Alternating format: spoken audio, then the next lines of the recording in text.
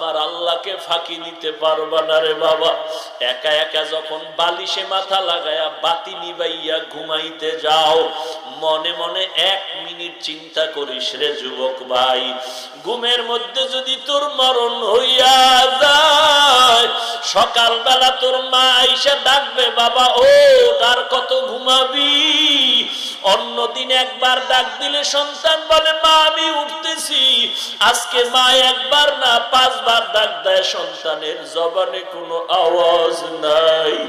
মা দরজাটায় ধাক্কা দিয়ে সন্তানের পায়ে হাত দিয়ে দেখে পুরা বডিটা বরফের মতো ঠান্ডা। মা চিল্লায় কয় তোরা কই, আয় আয় আমার ছেলেটা আর জিন্দা নাই, আমার বাবা আমার থেকে চিরবিদায় নিয়ে গেল। ও বাবা, ঘুমের মধ্যেও তো কত মানুষের মরণ হয়ে যায়। এরে বাবা, তুমি বুড়া হইয়া মরবা কোনো গ্যারান্টি নাই। পা দুটো যদি আগায় দিতি রে যুবক, আমি পায়ে ধরিয়া বলতাম আমার আল্লাহকে বেজার করিয়া মাটির কবরে যাইও না।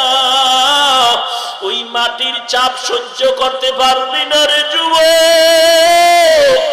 আল্লাহর কোরআন মিথ্যা মনে করিও না রে ভাই, নবীর কথা মিথ্যা মনে করিস না রে ভাই।